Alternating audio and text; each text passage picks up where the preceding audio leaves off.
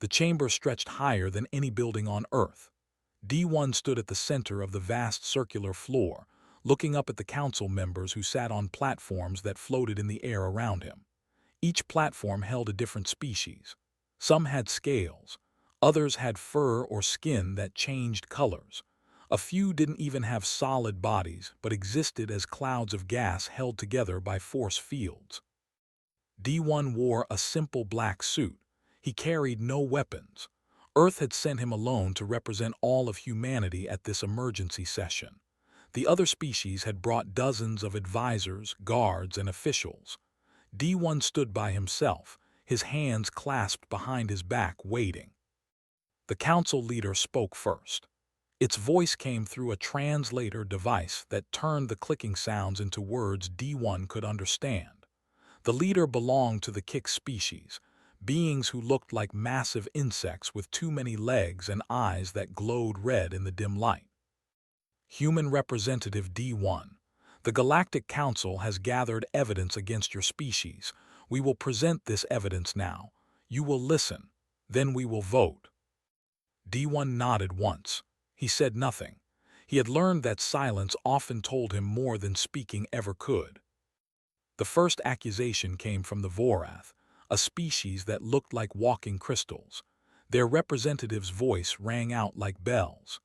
Humans have established colonies on 17 worlds without proper authorization. They terraform planets before receiving permission from the Council. They change the very nature of worlds that do not belong to them. A Morlack representative spoke next. The Morlack had blue skin and 3 eyes arranged in a triangle on their faces. Humans reproduce too quickly. Their population grows faster than any other council species. They spread across space like a plague. In 200 cycles, they will outnumber all of us combined. More accusations followed. The Zelthari complained that humans asked too many questions and refused to accept simple answers. The Fraxis stated that humans formed emotional bonds too easily and could not be trusted to make logical decisions. The core then argued that humans were too aggressive and too peaceful at the same time, which made them unpredictable and dangerous. D1 listened to every word. His face showed no emotion. He took no notes. He simply stood and listened, his dark eyes moving from one speaker to the next. After an hour of accusations, the council leader turned to D1. Human Representative, you have heard the charges. What is your response? D1 took a slow breath.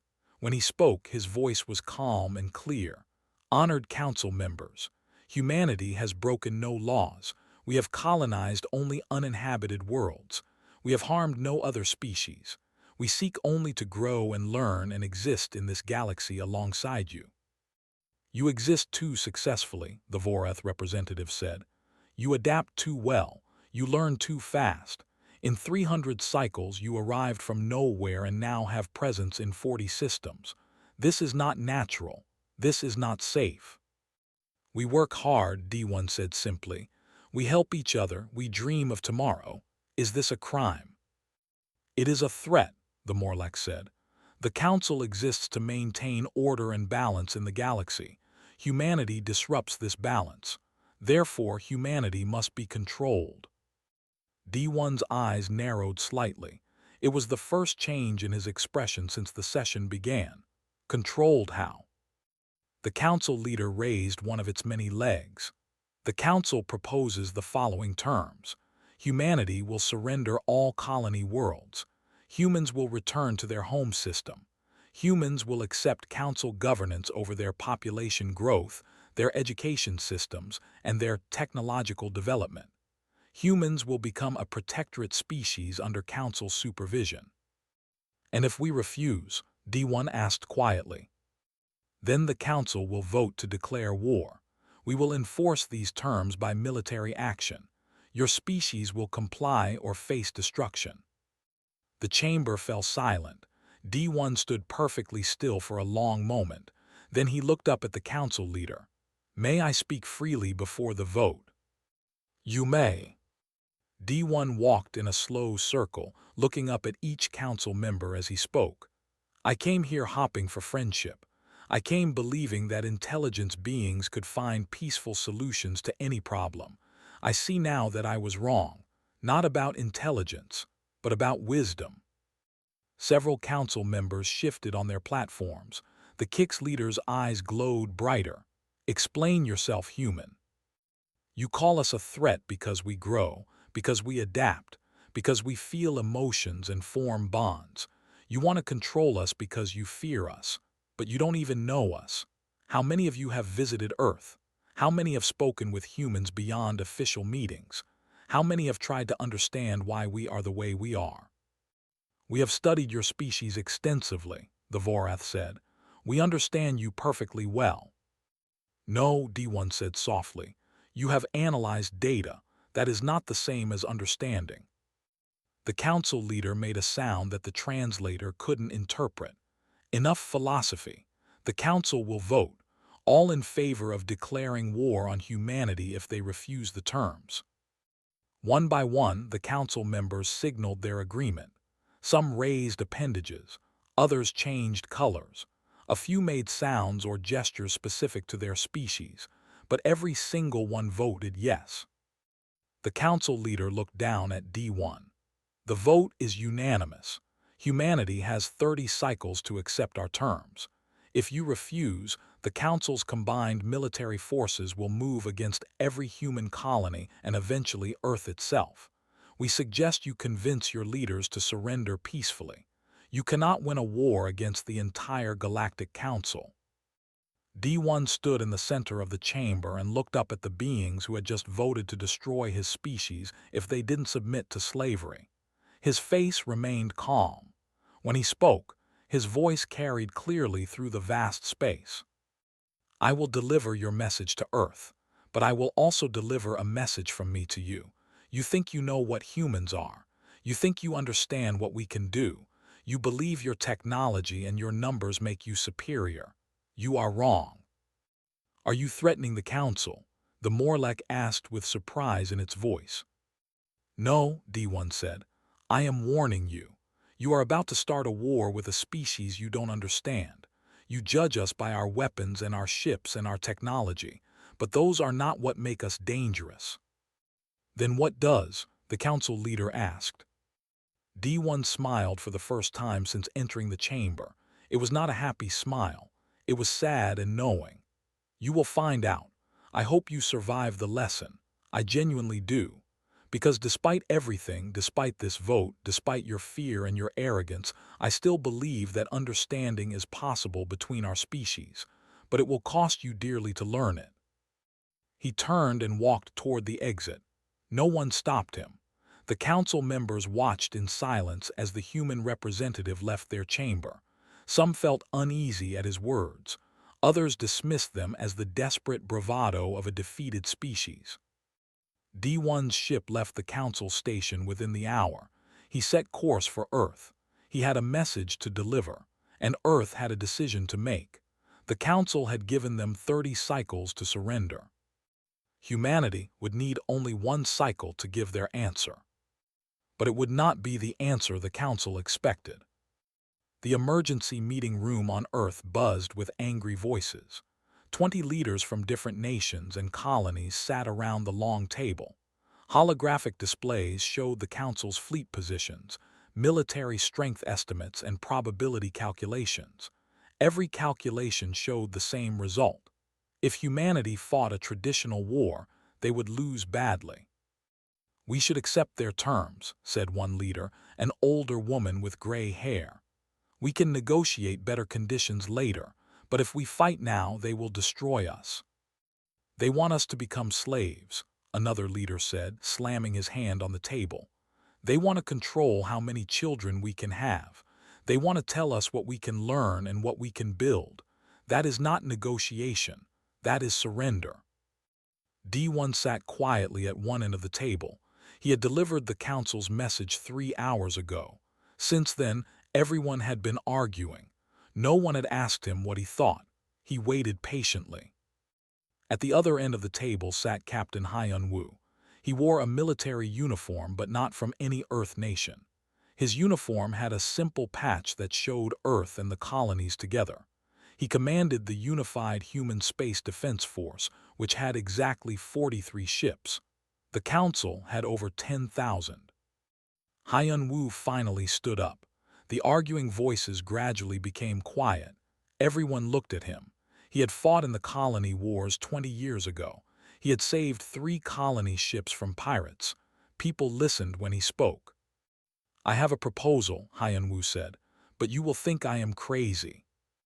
"We are already facing impossible odds," said a young leader from Mars colony. "Crazy might be our only option." Hyun-woo touched a control on the table. The holographic displays changed. They showed a strange ship design. It looked nothing like human military vessels. It had no visible weapons. Its shape seemed wrong, almost organic instead of mechanical. "What is that?" someone asked. 7 years ago, an engineer named Bora submitted a design to the Defense Ministry. They rejected it. They said it was not practical for warfare. They were right. It is not practical for traditional warfare, but this is not a traditional situation. Hyun-woo gestured, and the hologram rotated. Bora designed this ship based on her research into human psychology and alien neurology. She spent 10 years studying how different species process information and emotions. She discovered something interesting. The council species have made themselves more efficient by reducing their emotional responses. They think this makes them superior. Bora believed it made them vulnerable. Vulnerable to what? D1 asked. It was the first time he had spoken since delivering his report. Hyun-woo looked at him and smiled. Vulnerable to understanding. The room fell silent. Several leaders looked confused. Others looked intrigued. The gray-haired woman who wanted to surrender shook her head. "I don't understand. How does understanding help us fight 10,000 ships?" "It doesn't help us fight," Hyun-woo said. "It helps us end the fight without fighting." He changed the display again. Now it showed technical readouts. This ship has no weapons, no missiles, no energy cannons, nothing that the Council would recognize as military technology. Instead, it has communication arrays more powerful than anything we have ever built. It has processing systems that can analyze biological and neurological data in real time. And it has something Bora called an empathy amplifier. "An empathy amplifier," someone repeated. "What does that even mean?" Before Hyun-woo could answer, a door at the side of the room opened. A woman walked in carrying a data pad. She looked young, maybe 30 years old, with short black hair and tired eyes that suggested too many sleepless nights. She wore civilian clothes covered in tool marks and oil stains. "It means," she said, "that we make them feel what they have been trained not to feel." Everyone turned to look at her. Hyun-woo nodded toward her. "This is Bora, the engineer I mentioned. I asked her to come explain her design." Bora walked to the front of the room. She looked nervous but determined. She set her data pad on the table and took a breath. The council species have spent thousands of years making themselves more efficient. They reduced emotions because emotions slow down decision-making. They removed empathy because empathy makes you hesitate. They created cultures based on logic and efficiency and order. This makes them powerful, but it also makes them fragile. "Fragile how?" asked the Mars colony leader. "They forgot how to understand suffering," Bora said quietly. "They can analyze data about suffering. They can calculate probabilities and outcomes, but they cannot feel it anymore. They cannot imagine what it is like to be the person experiencing it. This lets them make decisions that harm others without guilt. It makes them efficient. But it also means they never learn to truly know their enemies. They never learn to see them as real beings." She activated her data pad and new images appeared on the displays. They showed brain scans from different species. "I spent years studying alien neurology. I discovered that most council species still have the brain structures for empathy. They just suppress them through training and cultural conditioning. The structures are still there, dormant but functional." "You want to reactivate them," D1 said slowly. Understanding dawned in his eyes. "Yes," Bora said. My ship can broadcast on frequencies that stimulate those dormant neural pathways, but it needs something to broadcast. It needs content. It needs stories. Real stories about real people. The Council sees us as statistics, as numbers to manage, as a problem to solve. We need to make them see us as beings like themselves, as individuals with families and dreams and fears. And you think that will stop a war? The gray-haired woman asked. Skepticism filled her voice. I think, Bora said carefully, that it is very hard to kill someone once you truly understand them, once you see them as a complete person, once you know their story. The Council has never tried to understand us. They have only tried to analyze us. There is a difference. A young military officer near Hyun-woo raised his hand. His name was T-Min, and he looked barely old enough to be in uniform. Permission to speak, Captain. Go ahead, T-Min. I volunteer for the crew. If this ship is going to broadcast human stories, humans should be the ones telling them. I will go. Hyun-woo looked at the young officer with respect. It will be dangerous. The Council fleet will not understand what we are doing at first. They might attack. Then it will be dangerous, T-Min said simply. But it will also be important. I volunteer. Bora looked at the young officer with gratitude in her eyes. Then she turned back to the Council leaders. I need a decision. My ship exists only as plans and simulations. To build it will take every resource we have, every factory, every skilled worker. We would have to stop building traditional military vessels. We would have to commit everything to this one ship. If I am wrong, we will have nothing left to defend ourselves with. The room fell into heavy silence. The weight of the decision pressed down on everyone. One leader finally spoke. And if you are right, what happens then? If I am right, Bora said, we change everything. Not just for this war, for all future conflicts. We prove that understanding is stronger than weapons. That connection is more powerful than destruction. That humanity's greatest strength is not our technology or our numbers. It is our refusal to stop seeing others as real beings deserving of compassion. D1 stood up. Everyone looked at him. He had been silent through most of the meeting. Now he walked to stand beside Bora. I stood in the council chambers and looked into the eyes of beings who voted to destroy us. I felt anger, I felt fear, but I also felt sadness for them, because they are so afraid of their own emotions that they cannot see what they have become. They have made themselves powerful but empty. I think Bora is right. I think they need to remember what they have forgotten. And I think we are the only species crazy enough to try teaching them. He looked around the room at each leader. I vote we build the ship. Hyun-woo nodded. I agree. I volunteer to captain it. One by one, the other leaders voiced their agreement. Some spoke with confidence, others with doubt, but all of them spoke. The vote was unanimous. Bora's hands trembled slightly as she picked up her data pad. Then we have work to do, and we have 29 cycles left to finish it. 29 cycles to build a ship that has never been tested, someone muttered. 29 cycles to try something impossible, Hyun-woo corrected. Humanity has always been good at the impossible. The meeting ended. Leaders rushed to their transports to begin mobilizing resources. Bora stood in the empty room looking at the hologram of her ship. Hyun-woo walked over to stand beside her. Can we really build it in time? He asked quietly. Bora smiled, but worry filled her eyes. We have to, because the alternative is extinction or slavery, and humans have never been good at accepting either of those. Across the galaxy, the Council fleet began to gather. 10,000 ships prepared for war. In shipyards around Earth and its colonies, humans began building something the Council had never imagined. Not a weapon of destruction, but a weapon of understanding. The war had not started yet, but humanity's answer was already taking shape. The Council war fleet gathered at the edge of human space. 10,000 ships hung in the darkness between stars. Some were massive battleships the size of small moons. Others were fast attack cruisers bristling with weapons. Support vessels carried troops and supplies. Scout ships probed ahead, mapping human defenses.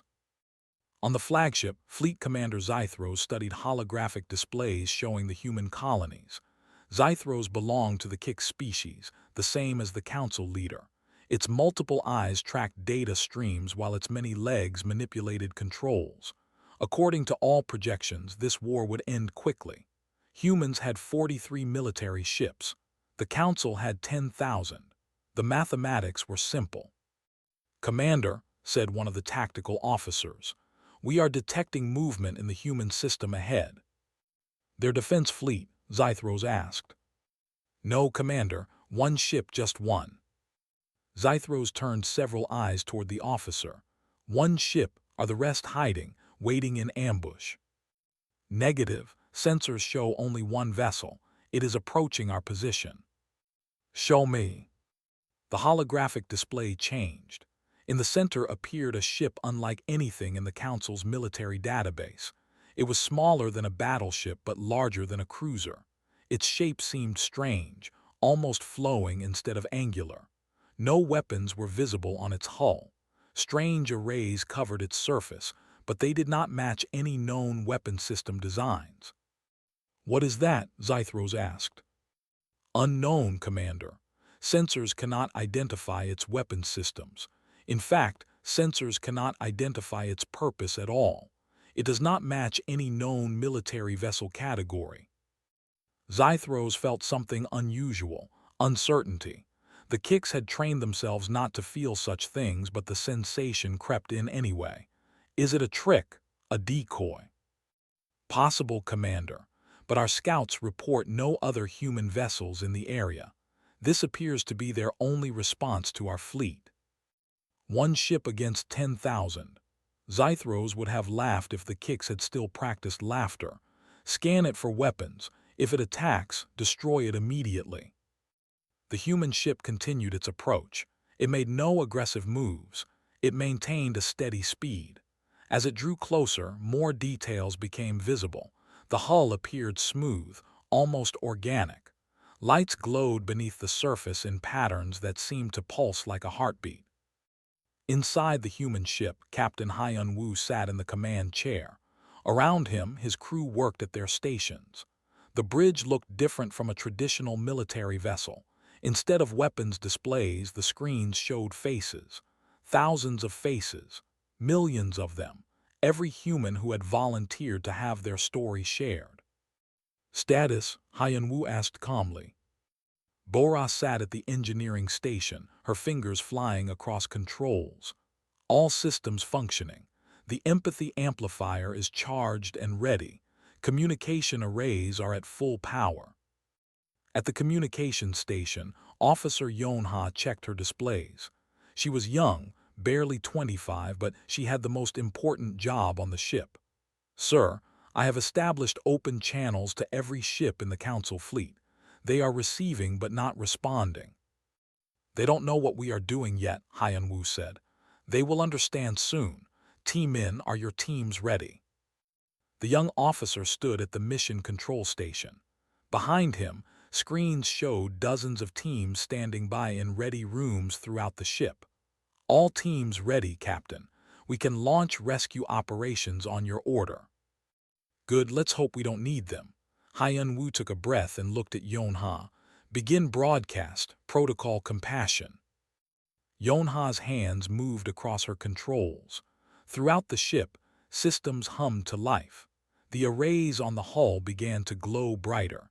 Energy flowed through circuits designed not for destruction but for connection. On every ship in the Council fleet, something unexpected happened. Communication systems activated without commands. Displays showed images without authorization. And then voices began to speak. Human voices, but not threatening ones, not voices of war. The first voice belonged to a woman. She spoke in simple, clear words. "My name is Hana. I'm a teacher on Mars colony. I have 2 children. Their names are Su-bin and Yi-won. They are 8 and 6 years old. Su-bin wants to be a scientist. Yi-won wants to explore new worlds. I teach children how to read and write and think. Every morning I wake up and I am grateful for another day with my family. I do not want war. I want my children to grow up. I want them to have the chances I had. I am just a teacher, but I am also a mother, and I am also a human being who hopes that you will listen." Her image appeared on the displays. She looked tired, worried, but also hopeful. Behind her in the image stood her children holding her hands. On the council flagship, Zythros stared at the unexpected broadcast. What is this? Some kind of propaganda? But the broadcast did not stop.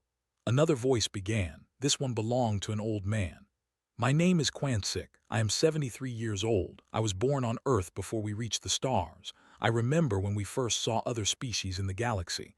I was so excited. I thought we would make friends. I thought we would learn from each other. I have spent my life studying alien cultures. I have read everything I could find about the Council species. I know about Kik's philosophy, about Voreth art, about Morlech history. I respect all of you. I wanted to meet you. Now you come to make war on us. I do not understand why, but I still hope we can talk instead of fight. I still want to meet you, even now." More voices followed.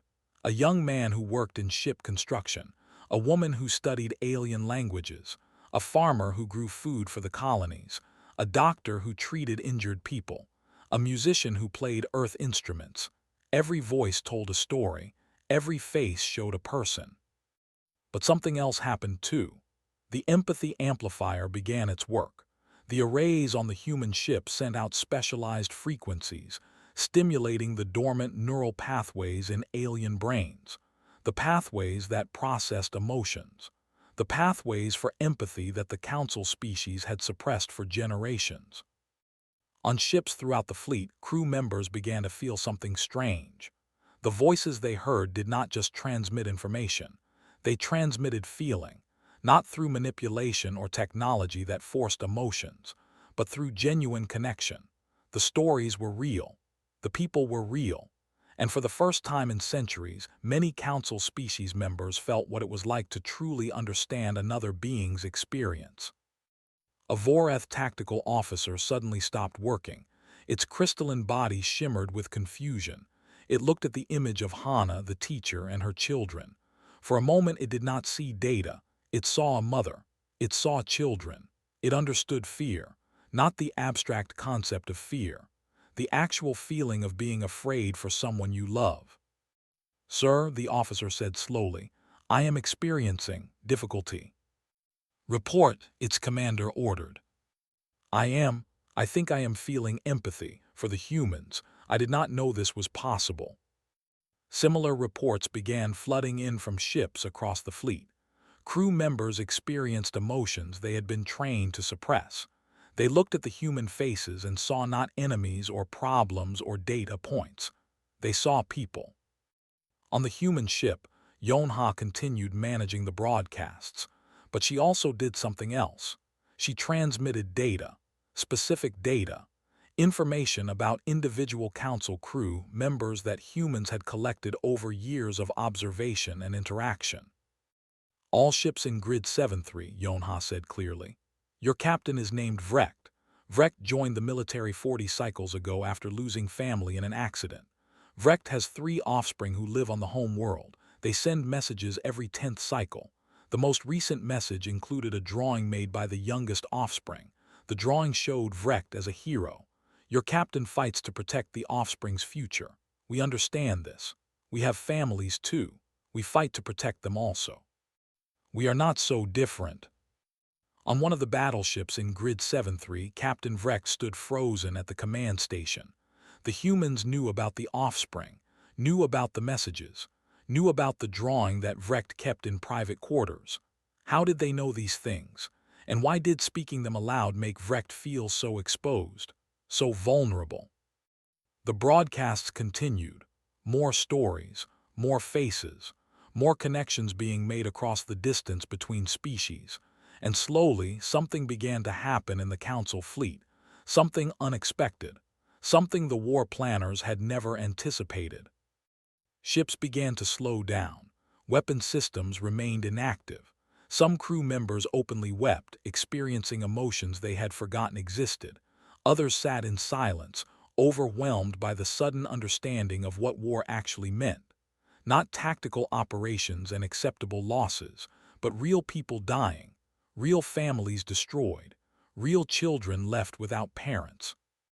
On the human ship, medical officer Jaiwu monitored biological readings from the Council fleet.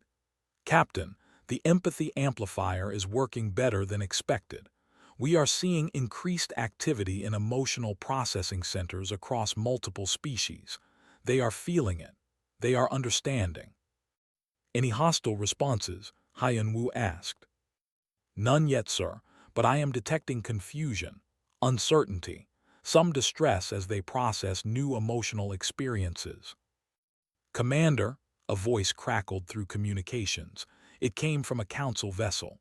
This is Medical Officer Thin aboard battleship Valkyros. We are experiencing. Something is wrong with our crew. They are not functioning normally. What have you done to us? Yonha looked at Hyun-woo. He nodded. She opened a channel. This is Officer Yonha of the human vessel. We have done nothing harmful to you. We have only helped you remember what you chose to forget. You are experiencing empathy, understanding, connection. These are not weapons. They are gifts. They are what make intelligence beings more than just efficient machines. Silence followed. Then Thin's voice came back, quieter now. But why? Why would you do this? We came to make war on you. Because, Yonha said gently, we believe that beings who truly understand each other cannot stay enemies. We wanted you to see us, really see us, not as data or problems, but as people like yourselves. On the flagship, Commander Zythros watched the chaos spreading through the fleet. Ships drifted off course. Crew members abandoned stations. Some vessels requested orders. Others requested permission to withdraw. The mighty Council war fleet was coming apart without a single shot being fired. And Zythros felt something impossible. The commander felt doubt, felt uncertainty, felt the weight of commanding 10,000 ships full of living beings against one small vessel full of others. The mathematics that had seemed so simple before suddenly felt wrong. 1 versus 10,000. But now the one had names, had faces, had stories, had children and dreams and fears. What kind of war was this? Captain Hyun-woo stood and walked to the front viewport of the bridge. The Council fleet filled the view. 10,000 ships that should have filled him with fear. Instead, he felt sadness for what might have been lost if they had followed the traditional path of war. Captain, Bora said from her station, energy readings from the fleet are fluctuating. Some ships are powering down weapons. Others seem confused about what orders to follow. How long until they recover? Hyun-woo asked. Unknown. The empathy amplifier is affecting them more strongly than simulations predicted. They suppressed these emotions for so long that experiencing them again is overwhelming. It is like someone who lived in darkness suddenly seeing light for the first time. Yonha spoke up from communications. Sir, I am receiving messages from multiple council vessels. They want to talk. They are asking questions about the people in the broadcasts. They want to know more about humanity. Then we tell them more, Hyun-woo said. Continue the broadcasts. Make sure every ship receives personal stories. Bora, how are our systems holding up? Stable. We can maintain this for days if needed. Good, because I think we need to do something else now. Hyun-woo turned to young officer T-Min. Are your rescue teams ready? T-Min nodded quickly. Yes, sir, all teams standing by, but why would we need rescue teams? No one is fighting. Not yet, Hyun-woo said. But look at grid 12-6, that cruiser. See how its energy readings are spiking. Everyone looked at the displays. One council cruiser showed unstable power signatures. Warning indicators flashed across the monitoring systems. Their reactor is overloading, Bora said with alarm. Why are they not stabilizing it? Because their crew is probably sitting at their stations crying or questioning everything they thought they knew, Hyun-woo said. The empathy amplifier helped them feel emotions they have not experienced in generations. That is good. but it also means they are not fully focused on their duties, and reactor maintenance is definitely a duty that requires focus. If that reactor goes critical, it will destroy the ship and damage others nearby, Bora calculated quickly. Approximately 400 crew on board, plus collateral casualties from nearby vessels. Hyun-woo pressed a button on his command chair. "Team-in, take your team and go save them." The young officer blinked. "Sir, save them, they are the enemy." "No," Hyun-woo said firmly. "They are people who are in danger. That makes them people who need help. That is what humans do. We help, even when it is difficult, even when it does not make tactical sense. Go." Team-in saluted and ran from the bridge. Within minutes, a small shuttle launched from the human ship. It raced toward the troubled council cruiser, broadcasting peaceful intentions on all frequencies. On the flagship, Commander Zythros watched the human shuttle approach one of the fleet vessels. "What are they doing now?" "Unknown, Commander. The small craft is heading toward the cruiser Darkwind. Darkwind has been experiencing technical difficulties. Their reactor is unstable." Zythros felt that strange emotion again. Concern. Are they attacking while the ship is vulnerable? "Negative, they are broadcasting. They say they are coming to help." "Help?" Zythros turned multiple eyes toward the tactical officer. "Why would they help?" "I do not know, Commander." The human shuttle docked with the council cruiser. Inside, Team-in led a team of 6 engineers through the airlock. They wore protective suits but carried no weapons, only tools and emergency equipment. The council crew stared at them in shock. These were enemy beings, invaders, but they smiled and nodded respectfully as they moved through the corridors toward the engine room. "Where is your reactor control?" Team-in asked in simple galactic standard language. A Morlack engineer pointed with a shaking 3-fingered hand. "Down that passage, but you cannot fix it. The containment field is failing. If it collapses, this entire ship will explode." "Then we should probably fix it quickly," Team-in said with a small smile. "Come on, show us what is wrong." The Morlack stared, then slowly followed the humans. In the reactor room, human engineers quickly assessed the problem. One of them, a woman named Soo-yeon, immediately began adjusting controls. "The magnetic containment is out of alignment," she said. "The field generators are not synchronized. When did you last do maintenance on these systems?" 40 cycles ago, the Morlack engineer said.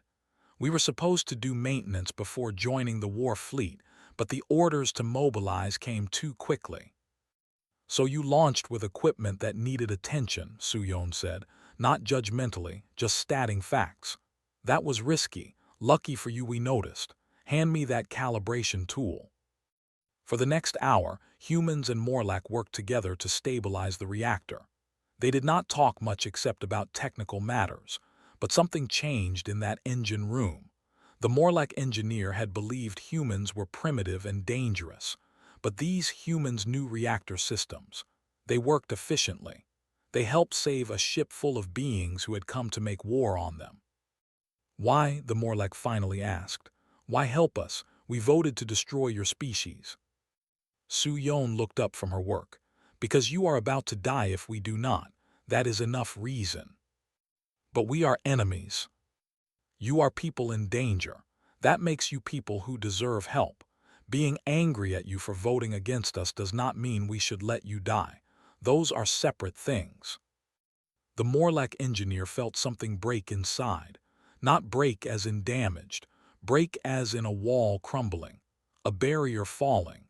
For the first time in decades, it felt genuine gratitude, and it recognized that feeling as something precious it had lost.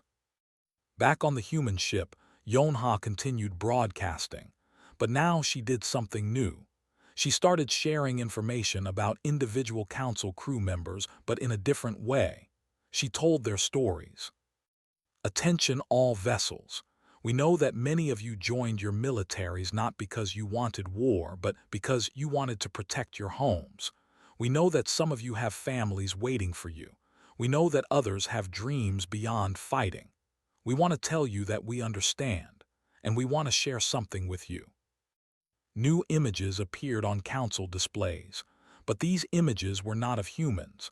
They were of the council crew members themselves, pictures from public records, information from social databases, nothing private or invasive, just the basic facts of their lives presented in a new way. "Engineer Thren of the ship Darkwind," Yonha said. "You have worked on that vessel for 12 cycles. Your efficiency ratings are excellent, but we also know that you write poetry in your spare time. Poetry about stars and exploration and discovery. We read some of it. It is beautiful. It shows that you are not just an engineer. You are an artist, a dreamer, someone who sees beauty in the universe." On the Darkwind, Thren stood frozen. The humans had found the poetry, the private writings that Thren had never shown anyone because Morlac culture did not value such things anymore. They had found it and they called it beautiful. And in that moment, Thren felt seen, truly seen, for the first time in years. Throughout the fleet, similar moments happened. Yonha and her team shared details about council crew members, not to embarrass or manipulate, but to show that humans saw them as complete beings, as individuals with depth and value beyond their military functions. A Vorath soldier discovered that humans knew about the garden that soldier maintained in living quarters, a garden that was against regulations but that brought peace.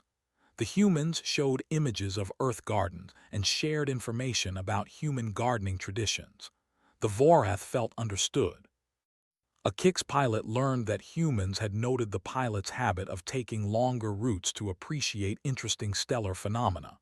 Instead of calling this inefficient, the humans shared stories of human pilots who did the same thing. The Kix felt validated. On the medical officer, Jaiwu monitored the biological responses. "Captain, emotional engagement is increasing across the fleet. They are not just experiencing empathy now. They are experiencing recognition. They see themselves reflected in how we view them." "That was always the plan," Hyunwoo said. "We could have just told them we were people, but we also needed to show them that we knew they were people too, that we had taken the time to see them, to understand them, to value them as individuals." "Captain," Yonha said urgently, "I am receiving a direct transmission from the Council flagship. Commander Zythros wants to speak with you." "Put it through." The view screen changed. Commander Zythros appeared, its multiple eyes staring at Hyunwoo. For a long moment, neither spoke. Then Zythros made a sound that the translator struggled to interpret. "You have done something I did not think was possible," Zythros said finally. "You have made me feel doubt about a decision I made with certainty." "I did not make you feel anything," Hyunwoo said gently. "I just reminded you that you could feel. The doubt was always there. You just learned to ignore it." "Why?" Zythros asked. "Why go to such effort? Why build a ship like this instead of weapons? Why risk this strategy when you knew it might fail?" "Because weapons can destroy bodies," Hyunwoo said. "But they cannot change minds. We wanted to change your minds. We wanted you to see us as we really are. And we wanted you to remember what you really are beneath all the efficiency and logic. You are beings capable of wonder and compassion and connection. You just forgot. We wanted to help you remember." Zythros was silent for a long time. Around the bridge of the flagship, crew members watched their commander. Some had tears on their faces. Some looked confused. All of them looked different than they had an hour ago. Less certain, more alive. "This war cannot continue," Zythros said slowly. "Not because we lack the power to win, but because I no longer understand why we should. Your species terrified us because you felt too much. But now I think we became dangerous because we felt too little. I must contact the Council. This fleet needs new orders." "Take your time," Hyunwoo said.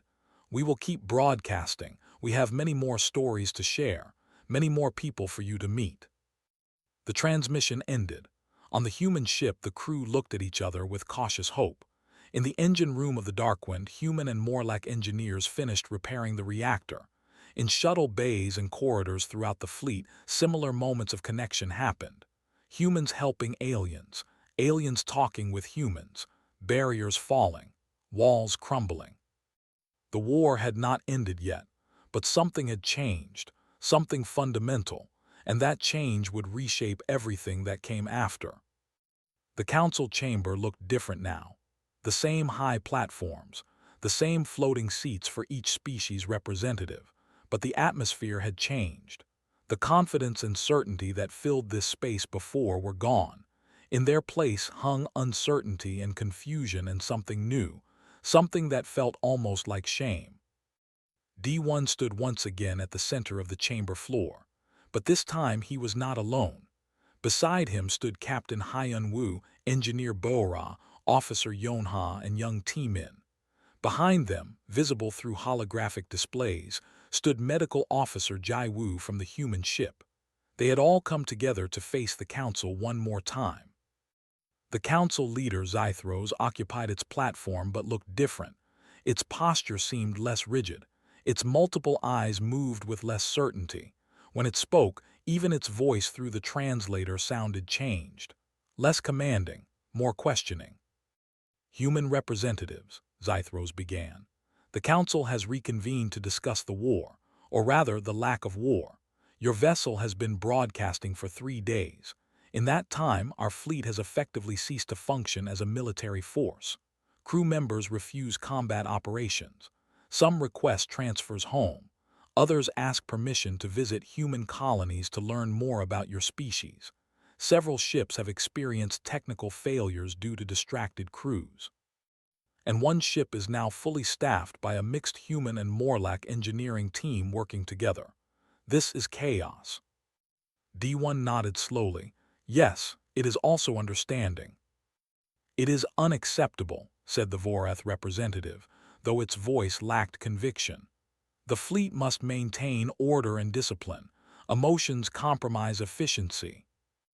Do they? Bo-ra asked. She stepped forward, her voice clear.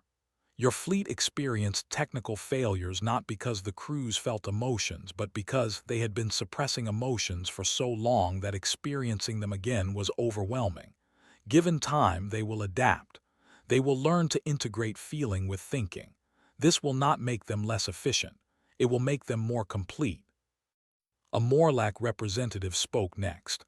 But your empathy amplifier manipulated our crews. You changed them without permission. This is a form of attack. No, Yonha said firmly. We did not change anyone. We activated neural pathways that already existed, pathways that your own evolution created, pathways for empathy and connection. You are the ones who suppressed them through cultural conditioning. We just reminded your crews that they could choose to feel again. That is not manipulation. That is liberation. Liberation. The Korthan representative made a sound of disbelief. You consider it liberation to make our soldiers weep, to make our commanders doubt their orders, to make our crews refuse to fight. Yes, T-Min said. He looked young standing among the others, but his voice held strength. Because beings who weep are beings who care. Commanders who doubt are commanders who think. Crews who refuse to fight are crews who understand what fighting means. You made your people into efficient tools. We helped them remember they were people. Chamber filled with uncomfortable silence.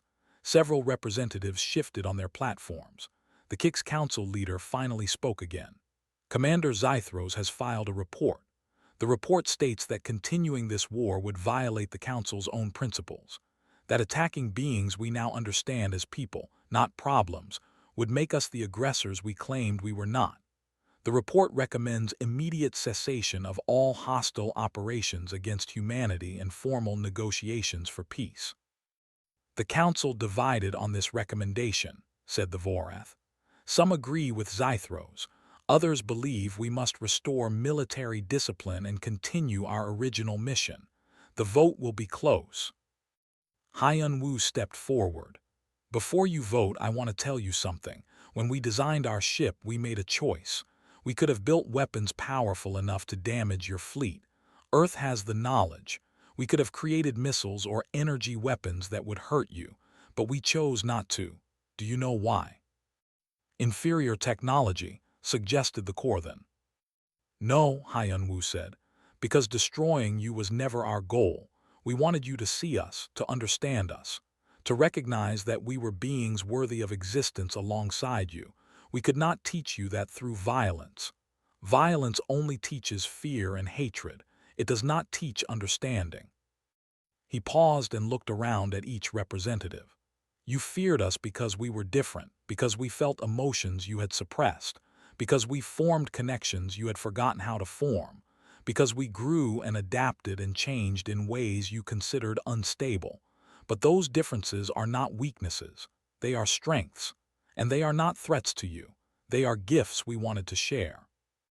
Bora stepped forward beside Hyun-woo.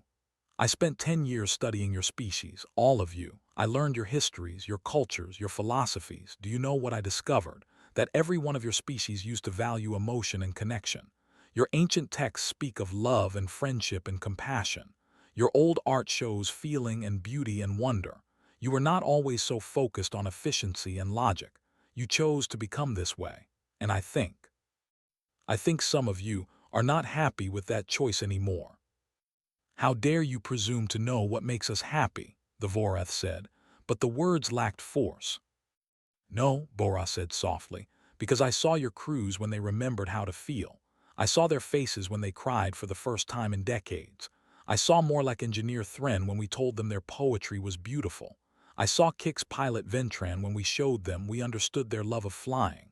I saw Vorath soldier Kestrix when we mentioned their secret garden. They were not angry that we knew these things. They were grateful. Grateful to be seen as complete beings instead of just functions. D1 raised his hand for attention. Honored Council, I stood here days ago and heard you vote for war. I stood here and listened while you called my species a threat, a problem to solve, numbers to manage, and I felt anger. But I also felt sadness. Sadness because I knew what you had lost, what you had given up in your pursuit of efficiency, and I wanted you to find it again. He walked in a slow circle, his voice carrying clearly. You asked what makes humans dangerous. You wanted to know our secret. Now you know. Our secret is that we never stopped seeing others as people. We never stopped feeling compassion for beings different from ourselves. We never stopped believing that understanding is possible even between species separated by evolution and culture and biology. That is what makes us powerful, not weapons, not technology, but our refusal to dehumanize our enemies. And yet, the council leader said slowly, by refusing to dehumanize us, you made it impossible for us to continue seeing you as mere problems to solve. You forced us to acknowledge your personhood. Some would call this manipulation. Some would, Jaiwoo said from the holographic display. But I am a medical officer. I study biology and psychology, and I can tell you with certainty that what we did is not manipulation. True manipulation involves deception, coercion, false information. We did none of those things. Every story we shared was real. Every fact we presented was accurate. Every emotion we helped your crews access was their own genuine feeling, not something we implanted. We simply created conditions where understanding became possible, where connection could form naturally. That is not manipulation. That is communication at its highest level. The chamber fell silent again. Representatives conferred quietly with their advisors. Some accessed data streams showing reports from the fleet. Others reviewed recordings of the human broadcasts. All of them struggled with a simple question. What do you do when the enemy refuses to be an enemy? Finally, Commander Zythros spoke. I have a question for the human representatives. If we vote to end this war and establish peace, what happens next? Do you demand reparations, territory, technological exchanges? What do humans want from the Council? Hyun-woo smiled. It was a genuine smile, warm and hopeful. We want what we have always wanted, to be allowed to exist, to grow, to explore, to learn, to live alongside other species in this galaxy as equals and friends. We want our colonies recognized. We want our right to determine our own path respected. And yes, we want something else. We want to teach. Teach what? Asked the Morlach representative. How to feel without losing efficiency, Boras said. How to think logically while still maintaining compassion. How to be powerful while remaining kind. How to advance technologically without abandoning emotional intelligence. You gave up so much in your pursuit of progress. We can help you find it again without losing what you gained. You want to change us, the Korthan said. No, Yonha corrected. We want to help you change yourselves if you want to. Some of your crews have already started. They are learning to integrate emotion with reason, to balance efficiency with empathy. They are becoming more complete, happier, still functional but also fulfilled. We can help others learn the same if they choose. T-Min added, and we want to learn from you too. You have knowledge we lack, technologies we have not developed, perspectives we have not considered. We do not think humans are superior. We think we are different, and differences can complement each other if we allow them to. The council leader looked at D1. When you stood here before, you warned us. You said we would learn something costly. You were right. We have learned that the beings we dismissed as primitive understand things we forgot. We have learned that feelings we considered weaknesses are actually strengths. We have learned that the efficiency we prized has made us incomplete. This lesson has cost us our certainty, our confidence, our comfortable beliefs about superiority. That is indeed costly. But not as costly as the war would have been, D1 said. No one died, no worlds burned, no families destroyed. You lost certainty, but you gained something more valuable. You gained understanding, and the possibility of real friendship with humanity instead of domination or destruction. The representatives conferred again. This time the discussions lasted longer. Arguments arose, voices raised. Some representatives clearly wanted to maintain the old ways. Others had been changed by the broadcasts, by the stories, by seeing their own crews transformed. The debate stretched on. Finally, the council leader called for order. We will vote. All in favor of ending the war, establishing formal peace with humanity, and beginning cultural exchange programs. One by one, representatives signaled their positions. Some voted yes immediately. Others hesitated but eventually agreed. A few voted no, still clinging to the old certainties. But when the count finished, the result was clear. The vote passed. Not unanimously this time, but it passed. The war is over, Zythros announced. The Council recognizes humanity's right to exist independently. We will negotiate formal treaties establishing borders, trade agreements, and cultural exchange programs. And we will invite human teachers to help our people rediscover what we lost. The humans on the chamber floor looked at each other. Hyun-woo put his hand on Bo-Ra's shoulder. Yonha smiled with tears in her eyes. T-Min stood straighter with pride. D1 closed his eyes briefly in relief. Thank you, D1 said to the council. Thank you for choosing understanding over fear, for choosing connection over conflict. This is a new beginning for all of us, not just humans and council species, but for every species in this galaxy who will see what we accomplished here, who will learn that there are other ways to resolve differences, that empathy is not weakness, that compassion is not inefficiency, that understanding is the strongest weapon of all. In the weeks that followed, everything changed. Human teachers traveled to council worlds. Council scientists visited Earth. Mixed crews served on exploration vessels. Cultural exchanges happened daily. The galaxy discovered that beings who truly understood each other could accomplish extraordinary things together. Bo-Ra's ship, the vessel that won a war without firing a shot, became a symbol. It traveled between systems carrying not weapons but stories, not threats but connections. Other species studied its design. Some built their own versions. The idea spread that understanding could be engineered, that empathy could be amplified, that peace could be built through genuine connection. Years later, D1 stood on a viewing platform on a joint Human Council station in neutral space. Beside him stood Commander Zythros, who had become a friend rather than an enemy. They watched ships arrive carrying representatives from dozens of species. Some came to learn, others came to teach. All came to participate in what they called the Understanding Initiative. "Did you know this would work?" Zythros asked. "When you warned us in the council chamber before the war, did you know your ship would succeed?"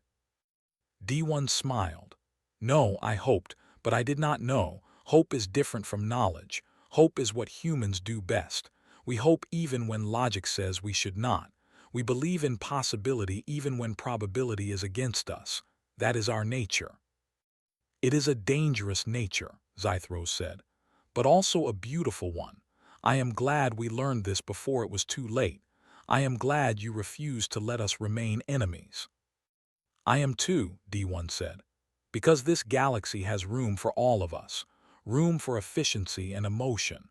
Room for logic and love. Room for different species to be different while still being connected. We just needed to remember that. And sometimes the best way to teach a lesson is to risk everything showing it." Below them, on the station's main promenade, humans and aliens walked together, talking, laughing, learning from each other, building friendships that would have been impossible before. And somewhere in that crowd, a young human child held hands with a young Morlack child, both of them excited to explore the station together. The war that never happened had changed everything, and the weapon that won it was simply the courage to be kind, to stay human even when facing impossible odds, to refuse to see others as less than people, no matter how different they seemed. Humanity had answered the Council's declaration of war with a ship they never saw coming, a ship that carried no weapons but changed the galaxy anyway. Because some victories are won not through force, but through the quiet, persistent, revolutionary act of genuine understanding. And that kind of victory lasts forever.